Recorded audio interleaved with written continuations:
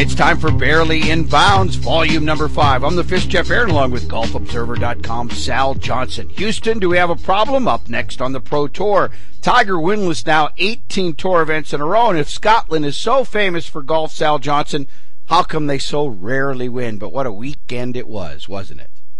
Yeah, it was a good weekend of golf. Martin Laird came in, shot a fine around 75 to win the Arnold Palmer. Now, it's amazing. 75 just doesn't cut it, normally on the PGA Tour. It did this time. We haven't had a winner shoot that high since Trevor Edelman won the 2008 Masters.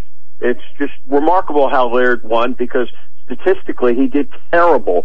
But victory is a victory, and he did chalk it up. Well, you said he was high, and that's probably how he played. But he got to shake hands with the legend Arnold Palmer at the end of this tournament. I love that Arnold is such a presence at this tournament. It's good to see him out there, and he's really involved with his own golf tournament. I think that's really cool, and that's why I guess he's the king of golf. Well, it was the first time Martin Laird had ever met Arnold Palmer. And, it's a great thing what Palmer does. Nicklaus is just as good at the Memorial, and Nicklaus is a part of the Honda tournament. You just have to wonder, in 20 years, are we going to be seeing Tiger Woods do something like that? I kind of not think so. I think he'll be off on his boat, enjoying himself instead of giving back to the game. Tiger goes winless now, 18 tour events in a row. It's been like 34 months since he's last won. He finished tied for 24th. He pockets $48,600, so he gets $24,300 of it. So Elin made another nearly $25,000 this weekend. Good for her. It is good for her. And you got to wonder, what do you think? Tiger's not playing well. There's no two ways about the fact that Tiger just can't seem to get it going. He's not consistent.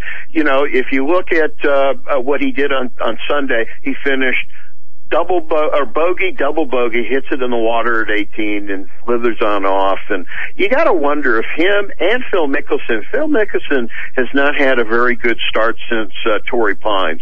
What are their chances at the Masters, which is now just, it's 10 days before they tee off at Augusta National. Do you think, are you going to put your hard-earned bucks on either Phil or Tiger Woods?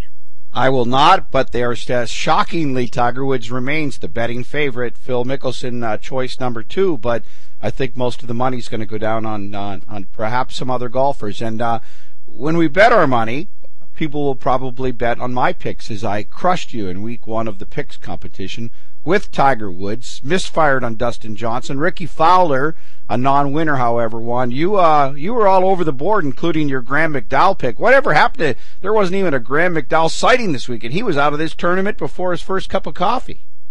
Well, I'll tell you, Graham McDowell, like I said before, you thought that Graham McDowell hasn't played very well this year, that he would get it going again and start, focusing with the Masters just a couple of weeks away and everything. He shot a first round 80, didn't even, bother to, be in the flux of things, and it was just, he didn't play very well, missed the cut. My other pick, before you get to it, Vijay Singh, he missed the first cut he's ever missed at Arnold Palmer. That's the remarkable thing.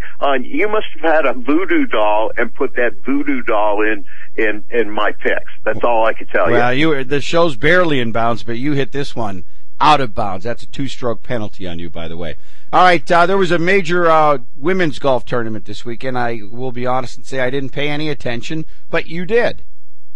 Well, I did because of the fact that Sandra Gal won. She's a German. She's been over here for, a couple of years playing on the LPGA Tour. She's 26 years old. She's really pretty. She could be, some model or doing commercials and things like that. She's got a really pretty smile. She hit a great, a wedge into the final hole, 2 feet away, and beat Miss Shin, who's been really hot. She has ice in her veins, and she's never lost with the lead going into the final round until now. She missed a 4-footer, and Gal won they're going on to the Kraft Nabisco, and we're going to see, if these girls can, produce another marquee winner at the first major of the LPGA Tour. That's a good cracker, the Kraft Nabisco for the ladies. All right, we've barely kept it in bounds. It was a big weekend for Scotland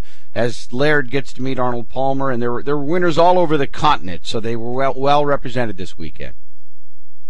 Yes, they were. The other thing, Paul Lawrie won. He won in Spain.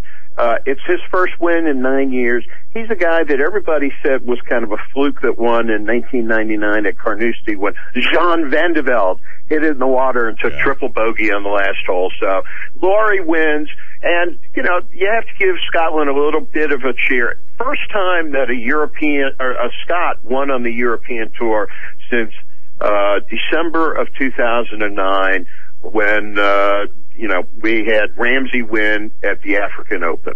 Well, there we go. That is today's edition of Barely in Bounds. And I don't know that we kept it in bounds today. It could be a 2-stroke penalty. We'll have to sign our scorecards and go to the clubhouse and figure this out. Coming up later this week, we'll be talking about the Shell Houston Open, where Mickelson's gone. Stricker will be there. Lee Westwood will be there. No Tiger, but as they final prep before we head off to Augusta, a tradition unlike any other. He is Sal Johnson, golfobservers.com, and I am the Fish. Fish Online, GameTimeNorthwest.com.